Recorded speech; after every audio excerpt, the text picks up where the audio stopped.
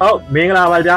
ကျမ်းမာရေးနဲ့ပတ်သက်တဲ့သတင်းကောင်းလေးတစ်ခုပြောချင်ပါတယ်ရန်ကုန်မြို့ကအထူးကုဆရာဝန်ကြီးတွေပါရဂူတွေမော်လမြိုင်ဆေးရုံကြီးမှာဆေးလာကုမယ်ဆိုတာကိုသိပြီးပြီလားဟုတ်ကဲ့လာမယ့်17ရက်9လ2026မှာ12ရက်9လ2026နေ့2ရက်တိုင်ကျွန်တော်တို့ပေါမောက်ကအထူးကုဆရာဝန်ကြီးတွေကျွန်တော်ကုသရေးခီးစဉ်ကိုကျွန်တော်တို့မော်လမြိုင်ဆေးရုံကြီးမှာလာရောက်ကုသပေးမှာဖြစ်ပါတယ်ဗျလာရောက်ကုသမဲ့ဆရာဝန်တွေနဲ့ကျွန်တော်တို့ယောဂပိုင်းဆိုင်ရာတွေကတော့အထွေထွေယောဂ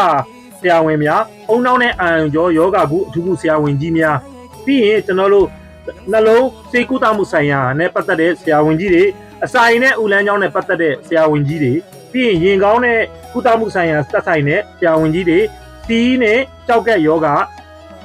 များပြီးအယိုးကြောအစစ်ဒီနဲ့ပတ်သက်တဲ့ယောဂများပြီးစီးကြိုနဲ့ဟော်မုန်းဆိုင်ရာယောဂများပြီးရင်ကျွန်တော်တို့အဓိကကျွန်တော်တို့မော်လမြိုင်မှာမရှိမဖြစ်အုံနောက်နဲ့အောင်ကျော်ခွဲသိမ်းမှုဆိုင်ရာပါရဂူကြီးတွေပါမှာဖြစ်ပါတယ်ဒါပြင်ကလေးငယ်တွေအတွက်ပါကျွန်တော်တို့အုံနောက်နဲ့အာယုံကျော်ယောဂကုသမဲ့ကလေးဆရာဝန်ကြီးတွေလည်းပါတယ်ဒါပြင်ကျွန်တော်ကလေးဆရာဝန်ကြီးတွေနဲ့ပတ်သက်ပြီးတော့ကလေးကင်ဆာယောဂကုဆရာဝန်ကြီးတွေလည်းပါမှာဖြစ်ပါတယ်ဗျ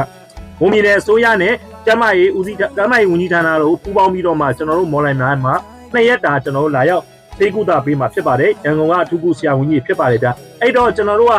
စရင်ပေးသွင်းမှုကိုဘယ်လိုလုပ်ရမလဲဆိုတော့မော်လမြိုင်ဆေးရုံကြီးပြင်ပလူနာဌာနမှာကျွန်တော်တို့စရင်ပေးသွင်းနိုင်ပါပြီစရင်ပေးသွင်းလာပြီးတော့ခုမဲ့ရက်ကြရင်တော့စောစောလာပြီးတော့ကျွန်တော်တို့လာရောက်ကုသပေးဖို့ပါဒီလိုစီစဉ်မျိုးဒီလိုဆရာဝန်ကြီးမျိုးအခမဲ့လာရောက်ကုသဖို့ဆိုတာမလွယ်ပါဘူးဗျကျွန်တော်ရန်ကုန်မှာတွက်ကုရတာတွေကျွန်တော်တို့တွားရတာရှိပါတယ်ဒါကြောင့်မို့လို့ကျွန်တော်တို့ဒီစီစဉ်လေးမှာကျွန်တော်ကျမ်းမာရေးချွတ်တက်နေတဲ့လူတွေကျမ်းမာရေးထိခိုက်နေတဲ့လူတွေနဲ့အထူးကုပါရဂူကြီးတွေပြသနိုင်မှုအတွက်ကိုကျွန်တော်တို့မော်လမြိုင်ဆေးရုံကြီးမှာတွားရောက်ပြီးတော့ကြိုတင်စရင်ပေးသွင်းနိုင်ပါတယ်ကျွန်တော်ဒါပြီးရင်ဒီနောက်မှာကျွန်တော်ဖုန်းနံပါတ်လေးလည်းကျွန်တော်တင်ပေးထားပါတယ်ဗျဒါလေးကိုကျွန်တော်မော်လမြိုင်မြို့သူမြို့သားတွေရောဘုံပြည်နယ်မှာရှိကြတဲ့ကျွန်တော်ပြည်သူလူထုတွေအားလုံးသိရှိနိုင်ဖို့တဲ့သတင်းစကားလေးပါတာဖြစ်ပါတယ်ဗျအားလုံးပဲကျေးဇူးတင်ပါတယ်ကျမ်းမာချမ်းသာကြပါစေဗျ